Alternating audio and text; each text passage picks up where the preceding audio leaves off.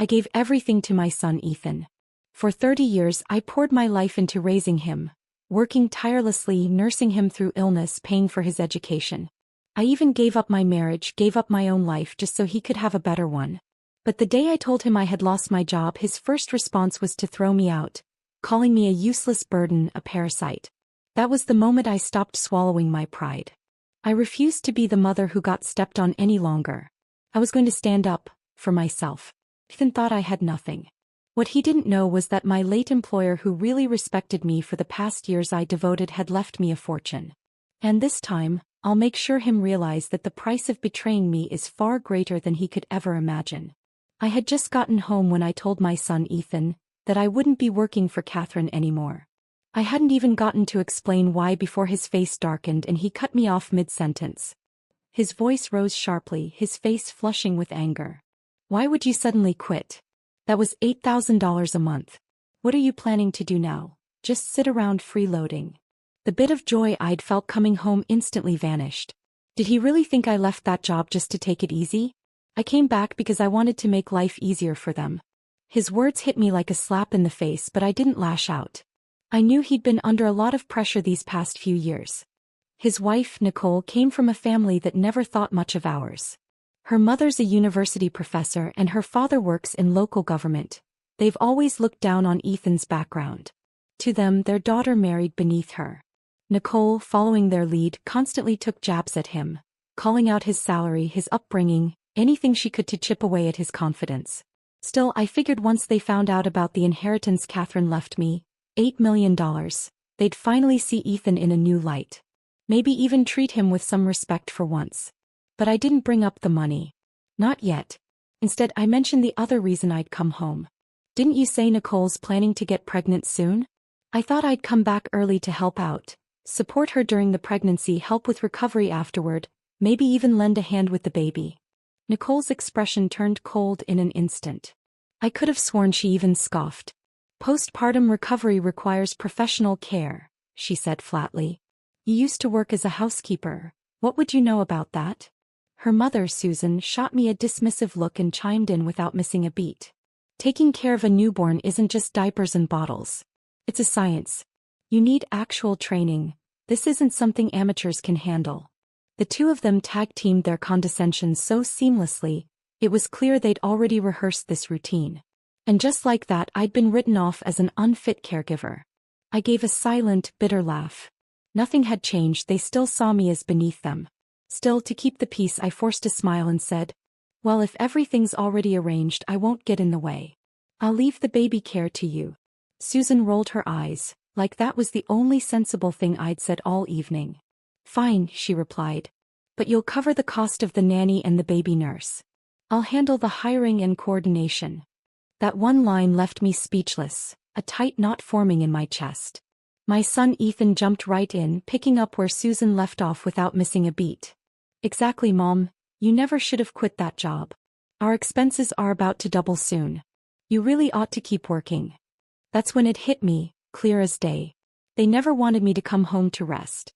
They just needed a steady paycheck funneled into the household. I was nothing more than a laborer to them, a walking A-team. My face hardened. I'm 58. I think it's time for me to get some rest and retired. Retired? Nicole let out a bitter laugh. You don't even have a pension.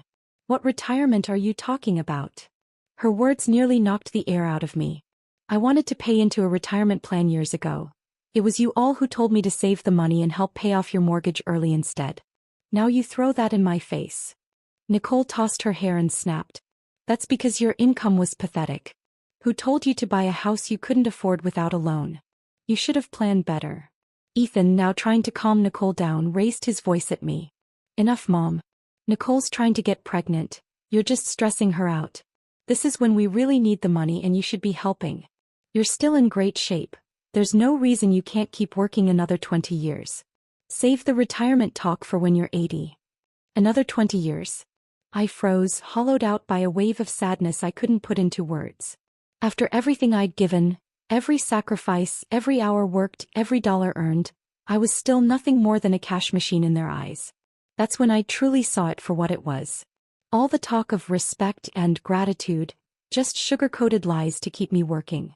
Back when Ethan was still in college, he'd already started dating Nicole. To help them live more comfortably, and to appease Nicole's judgmental family, I left everything behind and moved to another city to work as a live-in housekeeper, just so I could save enough to buy them a house. They didn't pay a single cent, yet the deed bore only their names. And back then, with tears in their eyes, they told me, "One day when we're better off, we'll take care of you. You'll finally get the life you deserve." But now I know what they meant by the life I deserve. A life of endless labor right up until my body gives out at 80. I held back my tears, steadied my voice, and said firmly, "I said I'm retiring. That's final. No one gets to make that decision for me."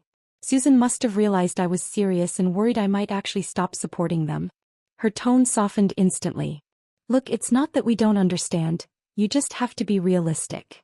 There's no spare room in the house for you. You can't expect to stay here forever, right? But I do have a compromise." I narrowed my eyes. Something about her expression made my stomach twist. "I happen to know a wealthy family looking for a live-in assistant.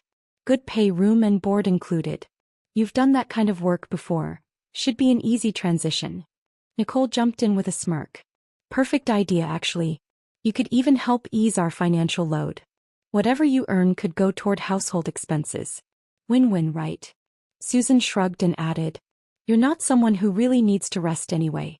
Going back to work wouldn't kill you. Don't be so quick to say no, just give it a try. If you do well, you might even get to stay long-term." My face turned colder by the second. "I already quit. I'm not going back into anyone's house to work ever again." Susan's smile vanished. Her gaze shifted, sharp now, calculating. "Well, if you're really done working for others, fine." She paused, her voice suddenly airy but laced with pressure. "There's a senior residence nearby. Good facilities, decent meals and lodging. You could apply for a work-based stay. Maybe kitchen help, janitorial services. Something to earn your keep." Nicole rolled her eyes and scoffed. "Now that's more reasonable. You can't just live in a hotel and expect us to foot the bill. At least in assisted living you'd be pulling your own weight. Stop expecting us to carry you." Rage simmered in my chest, but I forced myself to stay composed. I turned to Ethan. "You really think it's acceptable to send your own mother off to scrub floors in a retirement facility just to keep herself fed?" His eyes darted away, but he tried to keep up his rational act. "Mom, be realistic. You've always said you wanted to be independent. Isn't this the most dignified way to do that? You support yourself and we don't owe each other anything. And besides," he added, pulling out his phone, "there's an open spot available right now. I already called earlier to check. You could move in as soon as today." Then right in front of me he started dialing the number again. I could hardly believe what I was witnessing. The child I had poured my entire life into raising was now so eager to shove me out the door, like I was nothing more than dead weight. My hands trembled and tears streamed down my face, unstoppable. "Ethan, I gave everything I had to raise you. I drained my savings to buy you a home. And now, at this moment, all you see me as is a burden you can't wait to get rid of? Is this how you repay your mother?" For a brief second, guilt flickered in his eyes, but it was quickly swallowed by rage. He kicked over my suitcase, sending it crashing to the floor. "You think you suffered? That was your choice. If you hadn't divorced my dad, we wouldn't have ended up broke. I could have grown up rich and you ruined that. Let me tell you something, Margaret. You owe me for the rest of your life." I stood there in stunned silence, staring into his bloodshot eyes as a dull, unrelenting pain tore through my chest, like a blunt knife twisting slowly, slicing into everything I had left. He had no idea. The only reason I divorced his father was for him. If I hadn't walked away from that marriage, his so-called wealthy father never would have claimed him as his son. In fact, he might have been dumped into foster care, treated like a stray dog no one wanted. Every sacrifice I made, every choice, every tear, was for him to have a chance at a whole life. But now here he was, biting back like a cornered animal, blaming me for destroying the very future I tried so hard to protect. I pressed a hand to my chest, trying to steady the storm inside me, but the ache only deepened. All those years of devotion, of sacrifice, of love, suddenly felt like the cruelest joke life could have played on me. Ethan wasn't my biological child, he was adopted. The first time I saw him, I was volunteering at the city's child welfare center. He was barely a year old then. Frail as a kitten, lips tinged with blue, his tiny body drained of all life. The director told me Ethan had been born with a severe congenital heart defect. His birth parents had abandoned him in a dumpster. A passerby heard his faint cries and brought him to the orphanage. I still don't know exactly what drew me to him. Maybe it was the way his eyes, full of fear and longing, clung to mine. Or maybe it was because I'd lost my own mother when I was very young. Something about watching a child suffer felt unbearable to me. I went home and discussed it with my then-husband. After much thought, we decided to adopt him. From that moment on, we crossed the country searching for hospitals and specialists, doing everything we could to save Ethan's life. But 2 years later, my husband changed. He said he was tired of raising someone else's child. He wanted a child of his own. He gave me an ultimatum: either send Ethan back to the orphanage, or leave him and raise the child alone. I didn't hesitate. I chose Ethan. Back then his condition was still unstable. I was terrified that going back to the orphanage would mean delayed treatment, or worse, the end of his life. So I worked double shifts, sometimes 3 jobs at once. At night, I'd sit at the kitchen table, eyes burning, making handmade crafts just to scrape together extra income. And somehow through those long, desperate years, I kept him afloat. He survived, recovered, and eventually became as healthy as any other boy. He even made it to college. I never told him the truth about his past. Not because I wanted to lie, but because I didn't want to burden him. He was already a sensitive, insecure child. I didn't want him to carry the weight of knowing he was first thrown away by his birth parents, then rejected by his adoptive father. I wanted him to believe the world could still be kind. That love, real love, did exist. But never in my worst nightmares did I imagine he'd grow into this. Cold, selfish, ungrateful. As furious as I am now, there's also a flicker of relief. Thank God I never mentioned the trust fund. If they knew that the $8 million had already been legally transferred to me, I can only imagine how much uglier this would have become. I looked at Ethan, my gaze icy and unflinching. If this is how heartless you are, then so be it. From this moment on, we're done. You and I have nothing to do with each other anymore. I reached down, lifted my suitcase and turned to leave. But Susan suddenly grabbed my arm. What are you saying? Ethan is your son. You're supposed to be responsible for his future. You can't just pack up and walk away like this. Nicole stepped in, echoing her mother's outrage. Yeah, what kind of mother does that? You raised him and now you want to wash your hands of it? That's unbelievably irresponsible. I let out a cold laugh. You're a college professor, an educated woman, and this is the argument you're making? Legally, a parent is only obligated to care for a child until they turn 18. Me. I've supported Ethan all the way into his 30s. What more does he expect? Ethan's face twisted, his voice rising in fury. That's not parenting. That's you making bad choices and trying to pay off your guilt. Every miserable thing in my life is because of you. You owe me for life. Then he shouted, voice dripping with venom. Did you ask for my permission when you decided to bring me into this world? I almost laughed out loud at the sheer madness of it. He sounded completely deranged. I stared at him like he was a stranger, someone I no longer recognized. I must have been blind to have raised someone like you. And if you've got such deep, twisted philosophical questions, maybe you should ask your birth mother, the one who left you in a dumpster. I didn't know if he even processed what I'd just said. He froze for a beat, confused, but the fury still clung to his face. It didn't matter. Whether he understood or not no longer concerned me. I shook off Susan's grip and walked out the door without looking back. Almost immediately, I heard angry shouts behind me. You're disowning your own son? You're not even human. Don't get too proud, Margaret. When you're old, sick, and no one wants to take care of you, let's see how far that independence gets you. No one's going to hire a woman your age. When you hit rock bottom, don't come crawling back to us. I paused, turned around slowly and looked at them with cool detachment. You should be more worried about yourselves, I said calmly. Don't forget the house you're living in, that house you treat like your birthright, was bought with every penny I scraped together over the years. If I ever decide to take it back, don't be so sure you'll still have a place to live. Nicole stormed to the doorway, pointing a finger at my face, seething with rage. Don't you dare touch this house. It's registered in my and Ethan's names. It's legally ours. You have no claim. The more she shouted, the steadier I felt. Fine, I said, my voice unwavering. Then hear this. I don't care if I have to spend the price of 2 houses. I will not let this house stay in the hands of a bunch of ungrateful leeches. Nicole's eyes widened in disbelief. Then she burst out laughing, her voice mocking. You've lost your mind.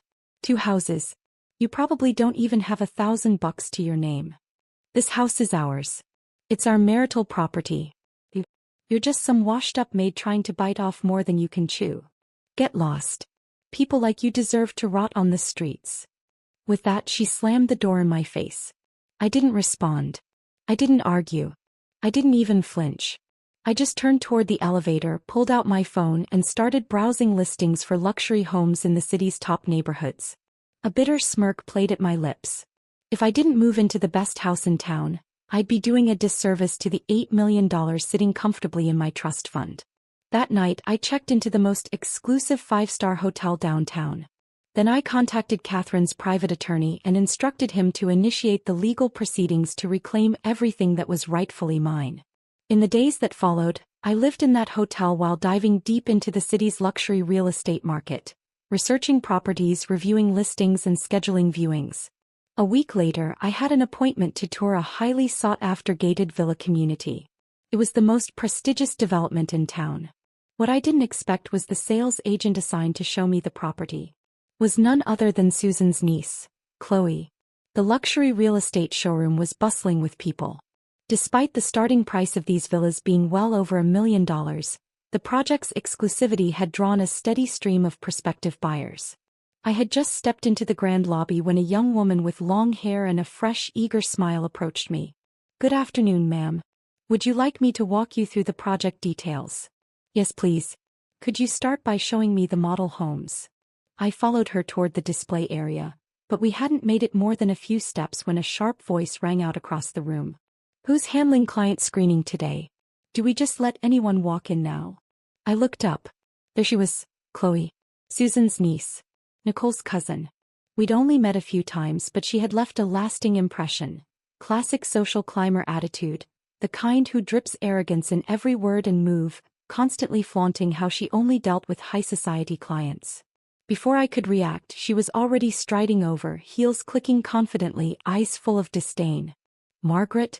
What are you doing here? I glanced at her coolly and kept walking. I'm here to view a property. Is there a problem? She immediately stepped in front of me, blocking my path with a sneer. A housekeeper? You think you can afford this place? Don't tell me you're just here for the free coffee. I've seen plenty like you, pretending to be buyers just looking to snag some free snacks. People nearby began glancing over, whispering, their expressions carrying that uncomfortable mix of judgment and curiosity. Some even nodding slightly as if to say she's not wrong.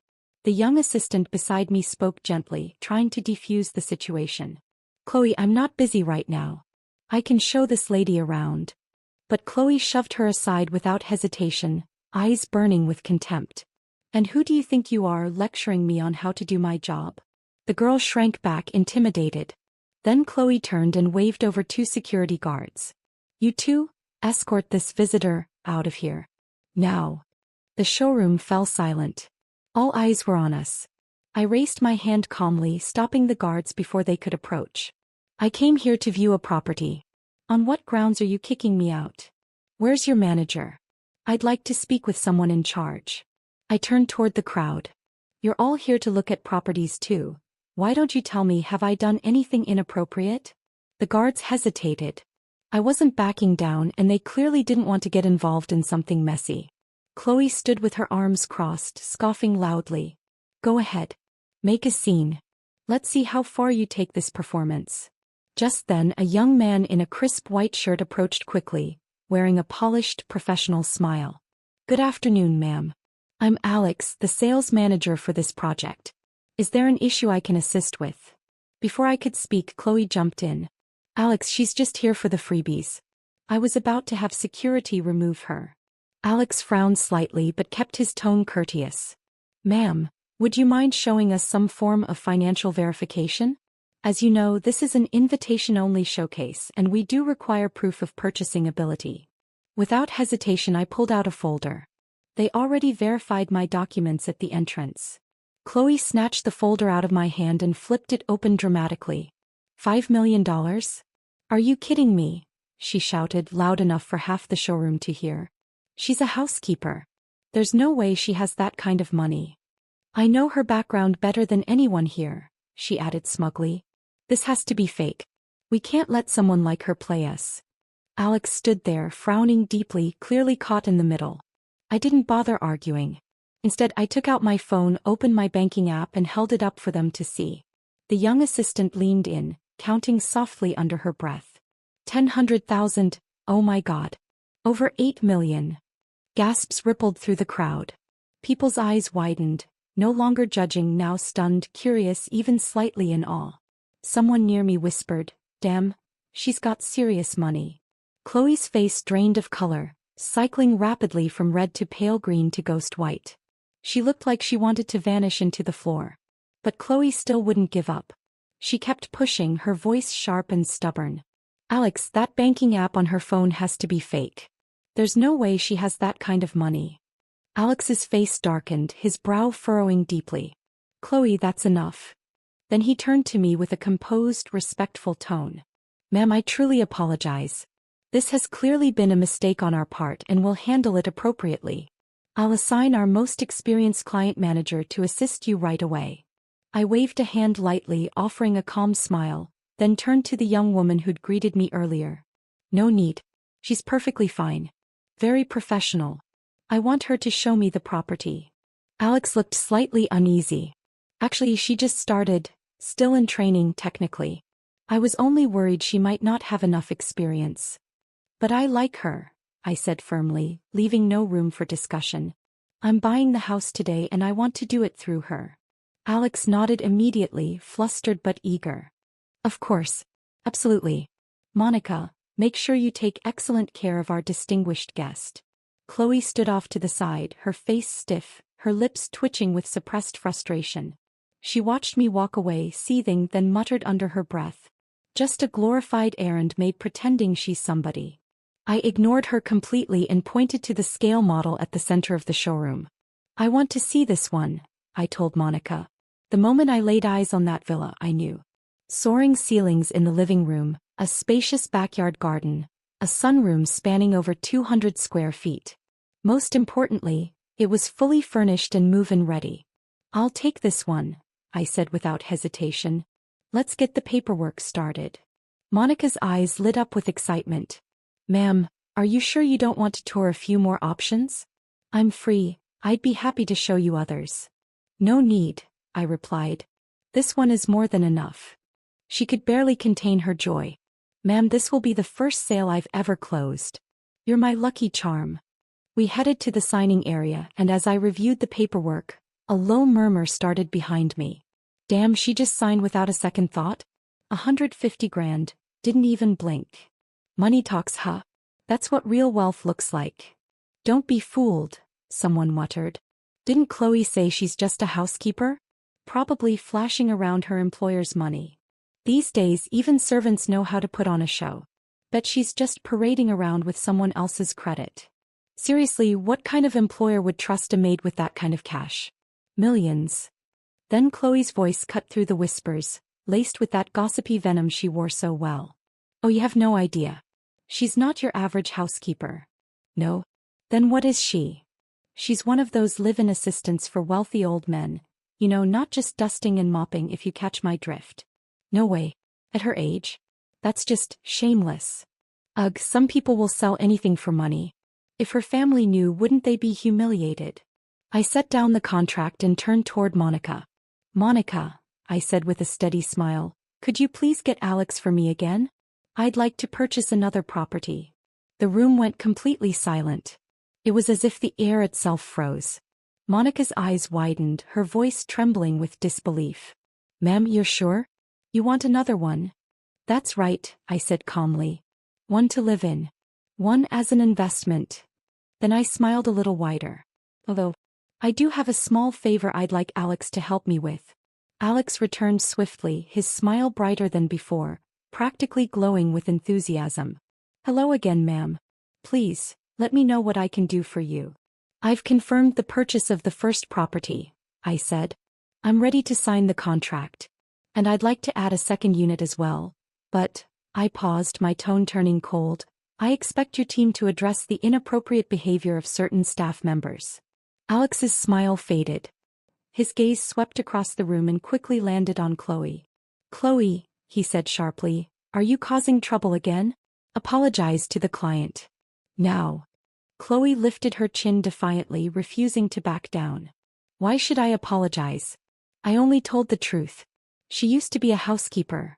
One of those live-in types who caters only to rich old men. And don't look at me like that, her son said it himself. I slowly lifted my head, eyes narrowing as I stared directly at her. You're saying my son told you that? Then let me tell you something in return. He also once said that your little portfolio of closed deals didn't come from your so-called skills, but from the nights you spent in bed with your clients. Is that true? Chloe's face drained of color. Her lips trembled. You're lying. That's slander. Oh, didn't you just slander me a few minutes ago? Now you suddenly understand what defamation means. I turned to Alex, who immediately picked up on the cue. His expression turned grim.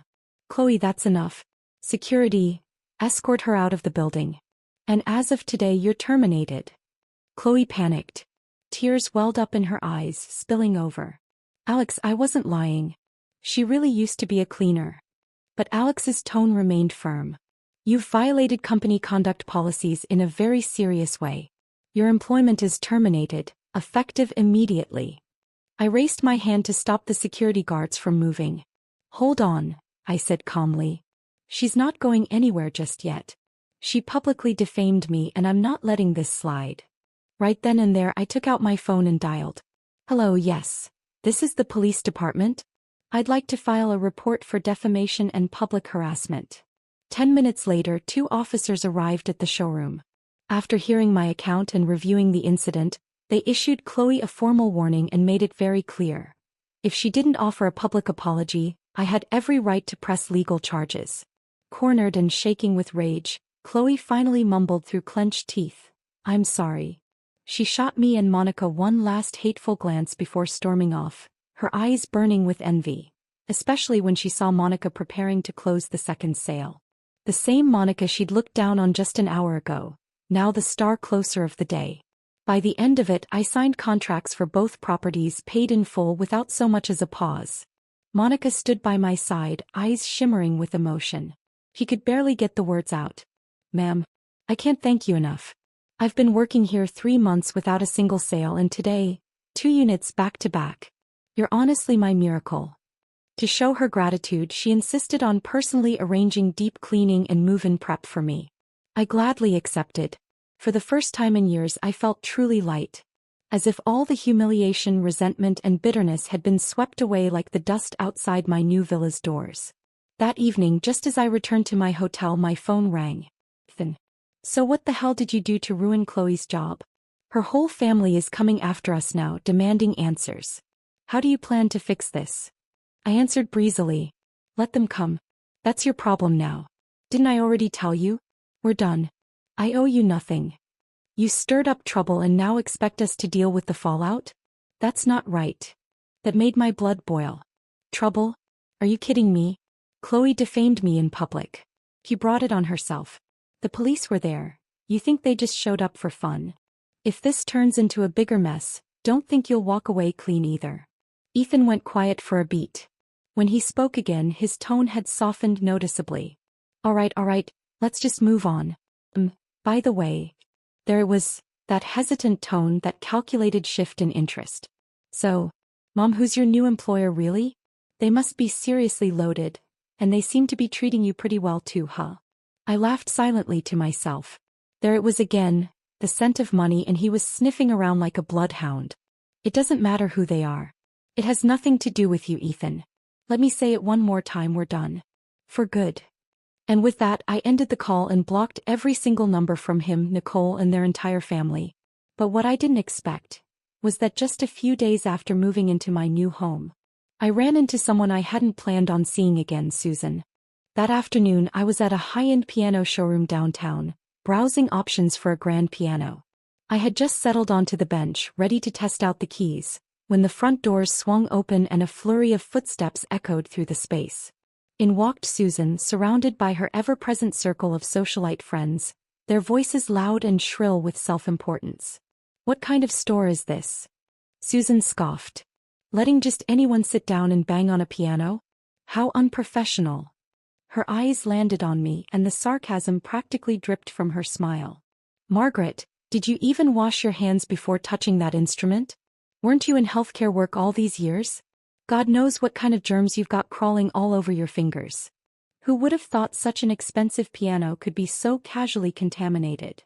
Her little clique chuckled and whispered among themselves, eyeing me with barely disguised contempt. "So that's the housekeeper-in-law you were talking about?" one of them asked, not even bothering to lower her voice. "'Tis they. Can't afford to buy one, so she comes here just to pretend? How embarrassing." Another woman, her hair piled into a dramatic bun and oversized sunglasses perched on her nose, gave me a disdainful once-over. Ugh, nothing more irritating than someone trying to act classy while carrying knockoff handbags. The two sales associates at the showroom exchanged a subtle glance, clearly uncomfortable. One of them approached me and offered a warm, professional smile. "Please, feel free to continue trying the piano, ma'am. That's exactly what they're here for. No purchase required." I nodded politely, then turned back to the sheet music and prepared to play. Trying to ease the growing tension in the room, the other sales rep approached Susan and her group. "Ladies, welcome. Is there a particular model you'd like to see? I'd be happy to walk you through our selection." Susan shot me a glance full of frost, then replied sharply, "We were going to take a look, but now I'm not so sure.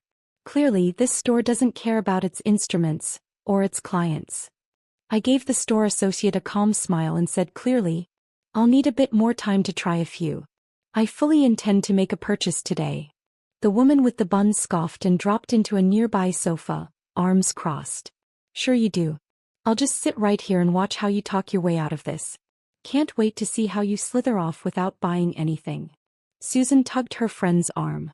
"Come on, let's go somewhere else. Just being near people like this puts me in a bad mood."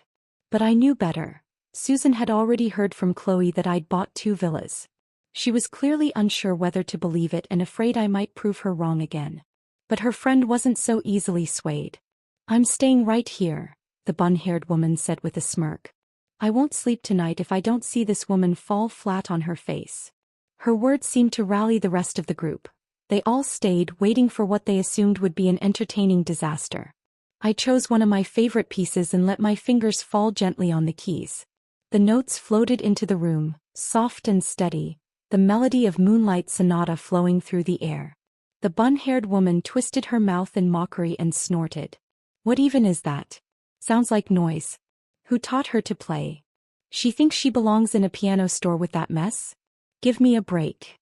But before I could respond, the sales associate by my side started clapping, genuine admiration in his eyes. "Ma'am, that was beautiful.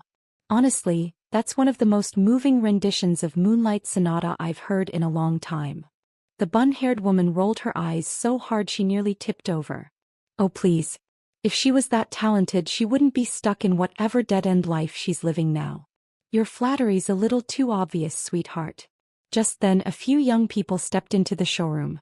They didn't say a word, simply stood behind me quietly listening. The moment I lifted my fingers off the keys, a round of spontaneous applause erupted from behind. "Wow, that was incredible. I've studied piano for many years, and I still can't bring out that level of emotion in Moonlight Sonata. Seriously, you captured the whole hazy, dreamlike mood so effortlessly. You're amazing." Susan stood nearby, her brow tightening, eyes narrowing in visible confusion. She couldn't seem to wrap her head around it. How could someone she'd always looked down on play with such grace, such skill? Truth was, I owed this moment of peace, of music, to my late employer. She came from a prestigious family, the most elegant, sincere woman I've ever met. She never once looked down on me. In fact, she treated me more like a younger sister than an employee. Whenever she had free time, she invited me to join her in learning music, painting, literature, and I never brushed it off. I studied with dedication, deeply grateful for her generosity and patience. Over the years, she didn't just change my lifestyle. She transformed my entire spirit. I continued playing, letting the keys carry my thoughts, while the bun-haired woman's face soured under the growing stream of praise. She lowered her head, clearly unsettled. Then, in one last desperate attempt to save face, she snapped her head up. So what if you can play one song? Big deal. If you're really that impressive, pay for the piano right now. I had already made my choice. Calmly, I handed my card to the associate. Thank you, ma'am, he said cheerfully. That'll be $15,000. I entered my PIN. Transaction approved. Ma'am, may I have your name to finalize the invoice? He asked. Of course, I said and wrote it down. Margaret Turner. The bun-haired woman blanched. Her head jerked towards Susan in disbelief. You said she worked for someone else, that the villas she bought weren't even hers. Susan's face shifted. She walked over, her expression caught between disbelief and something far more tangled. You bought this piano yourself? And those 2 villas, those were yours too. I smiled. The invoices and contracts have my name on them. If they're not mine, then whose would they be? Yours? Her face twisted instantly, a storm of shock, envy, suspicion, and bitter regret flickering across it. Margaret, you were just a housekeeper. Where did all that money come from? Every dollar I spend was earned legally and rightfully. My voice was sharp, cold. Susan scoffed. Oh please. You must have done something shady to get it. The bun-haired woman chimed in immediately. Yeah, maybe she's a scammer. That's how people make fast money these days. No sooner had those words left her mouth than another woman, who'd been quiet all this time, suddenly snapped. What? Scammer? Don't even joke about that. She fumbled for her phone, her hands shaking. Hello 911? I need the police. There's a con artist here. Before anyone could react, she hung up and stormed toward me, trying to grab my clothes in a fit of rage. The store staff rushed to hold her back. She was crying, shouting, completely hysterical, and finally I understood the reason behind her outburst. She'd been swindled out of over $100,000 6 months ago. She'd never gotten it back, and the pain still festered so deeply inside her that the mere mention of scam shattered her control. Her fury wasn't aimed at me, it was aimed at a shadow from her past. The police arrived quickly. And to my surprise, it was the same 2 officers I had met the day I purchased the villas. One of them raised his brows in recognition, a smile tugging at the corner of his mouth. Oh, it's you again, ma'am? I nodded politely. But before I could speak, the curly-haired woman jumped up and shouted. She's a scammer, officer. Arrest her right now. The officer's smile faded. He turned serious. Ma'am, do you have any proof of this accusation? Proof, she snapped. Of course not. I'm just providing a tip. You should investigate her yourselves. I mean, come on. How could a housemaid afford villas and grand pianos? Does that sound normal to you? The officer sighed, spreading his hands. Maybe she won the lottery. It happens. Susan immediately jumped in, her tone sharp. Her? Winning the lottery? Don't be ridiculous. She's never had a lucky day in her life. Grew up without parents, failed marriage, low-class jobs. People like her don't get lucky, they get desperate. She has no education, no career path. What else could she have done besides some shady business to get that kind of money? The officer's expression hardened. Ma'am, I advise you to watch your words. Accusations without evidence fall under defamation and personal attacks. We can open a case if needed. Susan's face paled. She clammed up instantly. A swirl of emotions stirred inside me, frustration, pain, anger. But mostly clarity. Life hadn't been easy. I'd grown up alone. After the divorce, I bent over backwards to support a son who never appreciated a thing I did. And now, the very people who'd once enjoyed my sacrifices were using my lowest points as ammunition to attack me. If I had a nemesis in life, it was Susan, her daughter Nicole, and Ethan. They weren't just ungrateful. They were the real curses in my story. But now, I finally saw them for who they truly were. I pulled out my phone, opened my banking app, and without a word turned the screen towards Susan, holding it up so she and everyone else could see. You don't want to see me happy? Tough luck. Looks like heaven had other plans. See this? Over 8 million. All legal. All mine. No dirty secrets, no tricks. Just blessings you'll never understand. If that makes you sick, well, I hope it ruins your appetite. You want to accuse me of sleeping my way to the top? Go ahead. Sue me. I'll be waiting. Susan's water cup slipped from her hand and crashed to the floor with a loud clang. I could almost hear the crack of her pride shattering. 8 million. How the hell do you have that kind of money? Her voice shook, panic breaking through her disbelief. Then her expression twisted, almost like something had just clicked. Oh, now I get it. That's why you cut ties with your son. You got rich and dumped him like trash. How heartless, Margaret. You're unbelievable. I turned to her, my tone sharp, unwavering. Don't twist the story, Susan. I was ready to leave every cent to your daughter and my son. That was my plan. But then you two decided I was a burden the minute I quit my job. You pushed me out of the house like garbage. You think I forgot? That house you're living in? Every dollar that bought it came from me. And not only did you kick me out, you wanted me to scrub floors at a second-rate nursing home just to keep earning for your family. You even suggested I go work for some old rich man as his live-in servant. God knows what kind of services you had in mind. Tell me, Susan, do you even have a shred of decency left in you? I could have given your whole family a life of luxury. But now, not a chance. You ruined it yourselves. I turned to the growing crowd of onlookers. Tell me, doesn't this pack of ingrates deserve everything they've lost? The crowd's energy shifted. Their eyes, once filled with gossip, now brimmed with judgment, aimed squarely at Susan and her friends.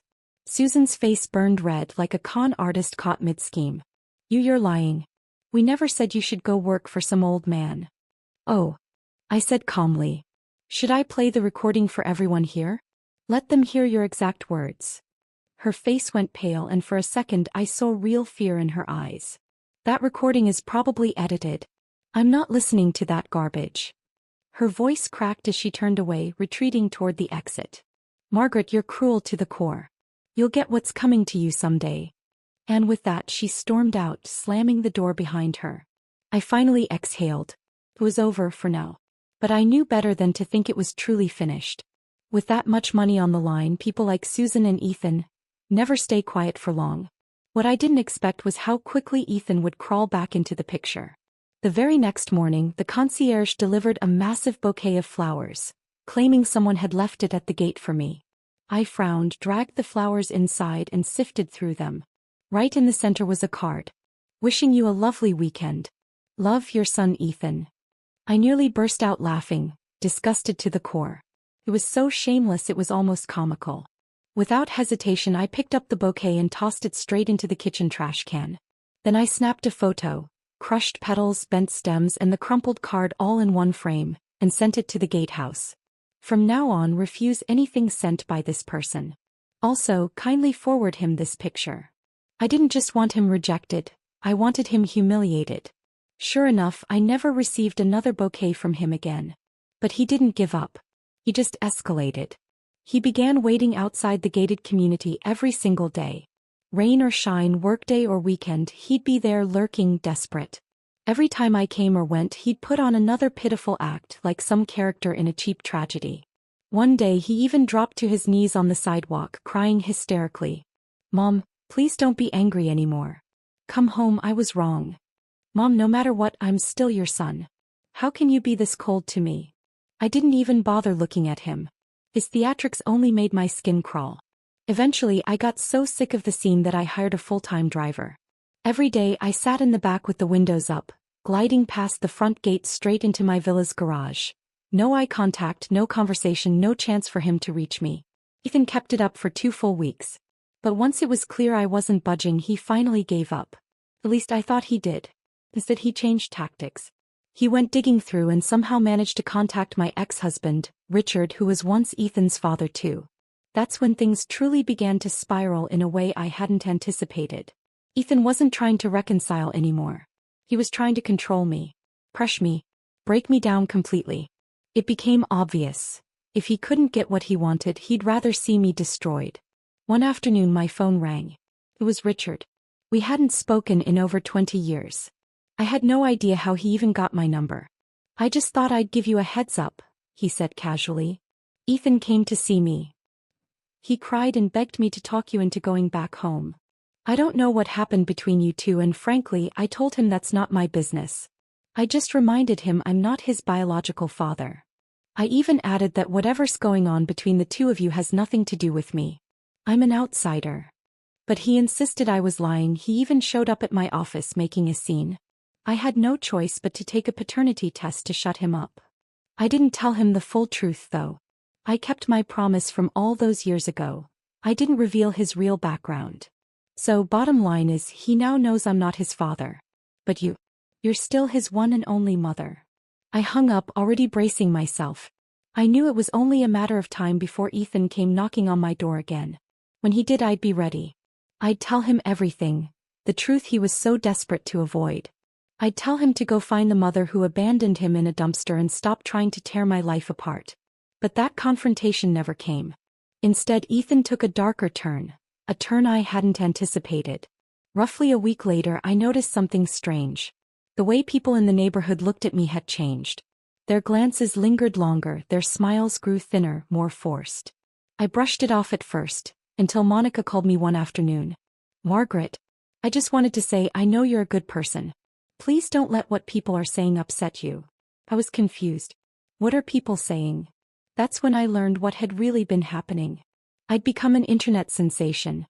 But not the good kind. Ethan had started live streaming daily on a popular social media platform. His channel title? How My Mother Abandoned Me. I clicked in and saw the full picture. He hadn't outright accused me of being a mistress or anything scandalous. No, he'd gone for something much more insidious. He'd crafted a manipulative sob story, painting himself as a heartbroken, abandoned son, while twisting me into the cold, ruthless, money-hungry villain. In his streams he said things like, "My mother never really loved me. I worked so hard, studied so hard, and she wouldn't even support me in the smallest ways. The year I got into college, she left for another city to work as a live-in assistant for rich people, leaving me to live alone in a tiny rental apartment. When I got married, she didn't contribute a single dollar. Even when my wife got pregnant, she never offered a shred of help. Now that she's suddenly rich, she's cut me off completely, like I never existed. I don't even want money, I just want her to acknowledge me as her son. But she won't even say my name.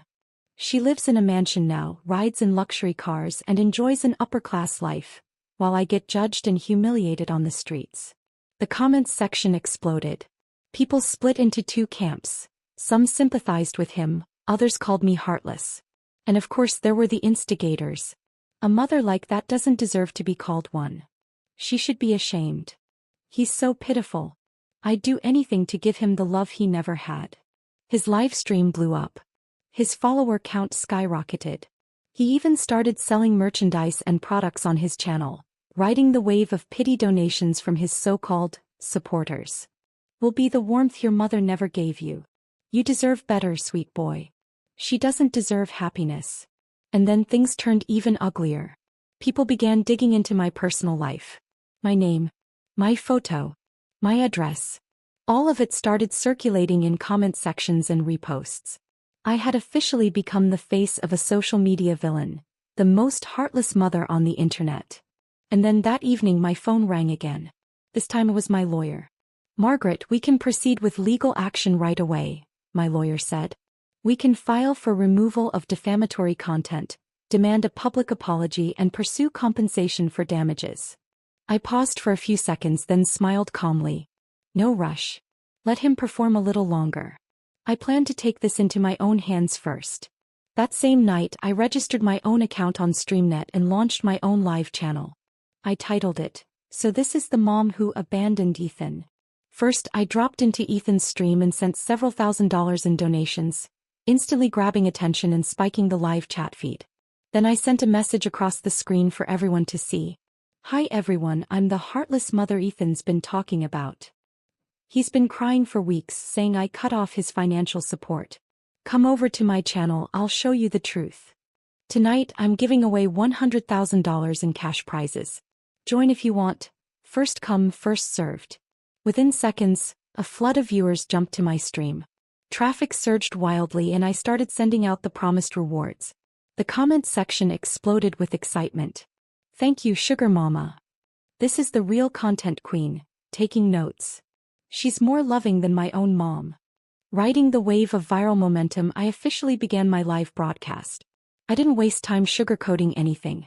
I spoke straight into the camera. First of all, yes, I did cut off financial ties with Ethan. But that doesn't make me heartless, and it certainly doesn't mean I abandoned him. People deserve the full story. I didn't walk away because I stopped loving him. I walked away because his greed became unbearable. When I first received the inheritance from my late employer, my intention was to leave it all to Ethan and his wife. But do you know what their response was? Instead of gratitude, they accused me of wanting to freeload and teamed up to throw me out of the house. They even suggested I move in with a random elderly man as his live-in assistant, because in their minds, my only value was continuing to work and funnel money into their household. To them, I wasn't a mother. I was a bank account. As I spoke, I displayed a scan of the trust documents from my former employer. A legally notarized statement showing I'd inherited approximately more than $8 million in assets. The money I have came from a legitimate trust, left to me by a woman who treated me like family. She had no children of her own and made me her sole beneficiary. The comments blew up again. Lost $9 million. What kind of employer does that? Finally, karma rewarding a good heart. This isn't cold, it's clarity. Of course, not everyone was convinced. A few skeptics popped up. Still, you're his mother. Aren't you supposed to support your child? Cutting him off after marriage sounds pretty cold-blooded. I replied calmly without blinking. Let me ask you this. Does supporting a child mean you're supposed to be their personal ATM forever? I raised him alone since he was 1 year old, paid his school fees, bought him a house. What did I get in return? Suspicion, rejection, disrespect, and being forced out of my own home. They wanted me to keep working like a machine to subsidize their lifestyle, while treating me like a burden. Then I dropped the final card. An audio recording of Ethan on the phone, trying to arrange for me to become a live-in assistant for an elderly man. The call had been captured by the elderly man's household security system. It was undeniable proof. The comments exploded again. Unbelievable. This isn't just mooching, it's financial abuse. Cutting him off isn't cruelty, it's survival. This is what weaponized guilt looks like.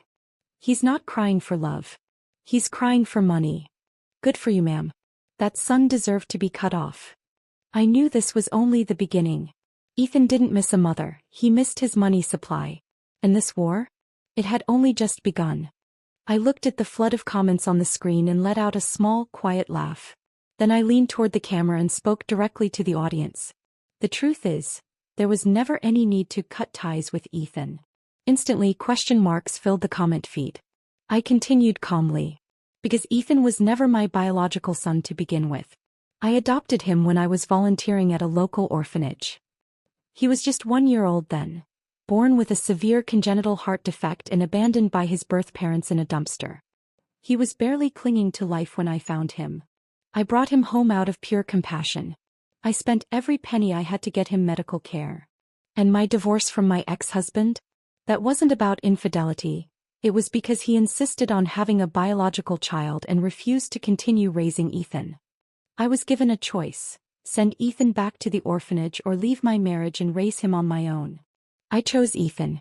I gave up my marriage, gave up the chance to have my own children, just to give him a chance at life. I worked overnight shifts, waited tables, cleaned homes, whatever it took. I scraped and saved until he was healthy again. I put him through college. I even bought him a house with my hard-earned money. And what did I get in return? He refused to let me live in that very house. He kicked me out like a stranger. Now he's slandering me online, claiming I abandoned him, and even spreading rumors that I slept my way to wealth. Tell me, how should I respond to someone like that? As I spoke, I uploaded a series of images. Hospital bills, medical invoices, school tuition receipts, public transit tickets. All the fragments of a life spent giving, a lifetime of sacrifice captured in paper and ink. The comments exploded. He's vile. Who does that to a woman who saved his life? He used his adoptive mother like a sponge, then threw her away. Disgusting. Living in the house she paid for and still kicked her out? Unbelievable. God gave him life, she gave him everything else. And he turned around and stabbed her in the back. The backlash was immediate. Viewers rushed back into Ethan's stream and began flooding his comment section with outrage. How could we ever support someone like you? Shame on you. You played the victim while bleeding your mother dry. You're the heartless one, not her. Ethan's face turned visibly pale on camera. Why are you all believing her? He shouted. She's lying. If I wasn't her real son, why did she do all that for me? She's manipulating you. No one would go that far for a child that isn't theirs. Back on my stream, more viewers demanded hard proof. Without hesitation, I uploaded a scanned copy of the official adoption certificate. This is the government-issued record. Verified, public, and authentic. The comments section erupted once again. That's it. End of discussion. She's telling the truth. This isn't just betrayal, it's moral bankruptcy. He used her love, her money, her life, and still tried to destroy her. Report him. He doesn't deserve a platform. And just when I thought it couldn't get worse, Ethan doubled down. So what if I wasn't her real kid? She didn't have to save me. I never asked her to. Maybe if she hadn't taken me in, I would have been adopted by a real family. She ruined my life. She never should have interfered with my fate. That was the final straw. The internet exploded. You're mad she saved you. That's the most disgusting thing I've ever heard. Let the whole world see this monster's true face. Report him. Now. In less than a day, public opinion turned completely. Ethan went from abandoned victim to ungrateful parasite feeding on his adoptive mother's blood. His streaming channel was permanently suspended by the platform that same night. My lawyer filed a formal defamation and harassment lawsuit against him, demanding financial compensation for damages.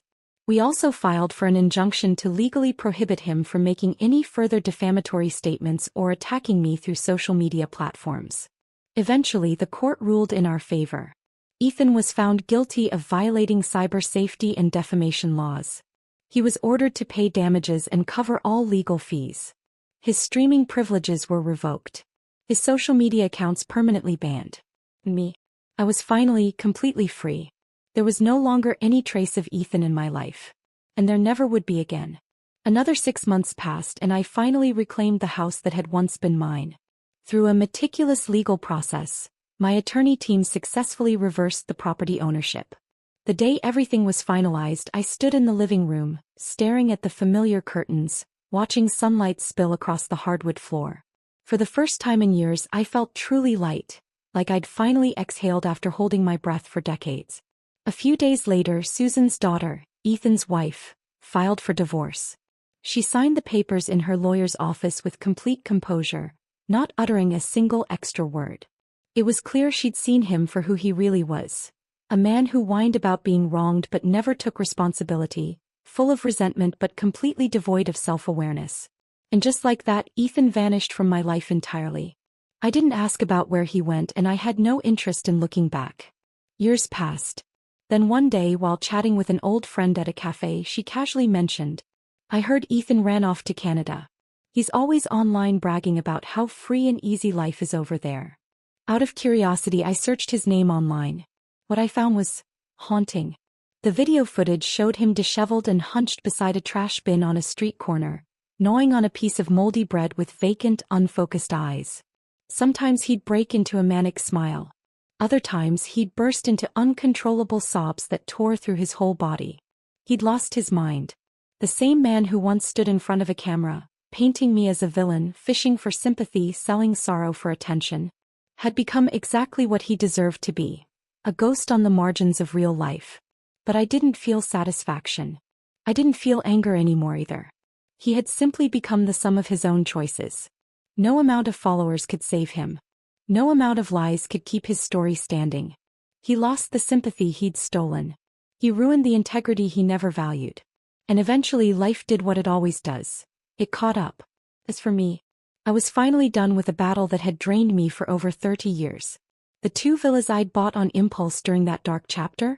I sold them during the housing market upswing, and walked away with a tidy profit. What once symbolized fury and defiance had turned into the foundation of my next chapter. Eventually, I moved to a quiet lakeside town on the western edge of the city. It wasn't the most expensive neighborhood, but it was everything I'd ever wanted. Sunlight flooded the windows. My garden bloomed with wisteria and roses. The kitchen always smelled of my favorite dark roast coffee. My easel stood beneath the trees, waiting for lazy afternoons of painting. The air was clean, the world slow, and life gentle. No one called me mom anymore just to demand something. No one accused me of being cold. No one claimed I hadn't done enough. For the first time I could hear my own breath in the music, in the sunlight. For the first time I finally belonged to myself. Sometimes people still ask me, "Do you regret adopting Ethan?" I used to think long and hard about that question. But now when I hear it I just smile softly and shake my head. No, I say. I don't regret it. I only regret not understanding sooner. That kindness should never be practiced at the cost of self-destruction. Learning to protect myself was the most important lesson I ever learned in the second half of my life. I was never a perfect person. Never a saint. But I became something far better. A woman who finally lived for herself. And it turned out that wasn't too late at all.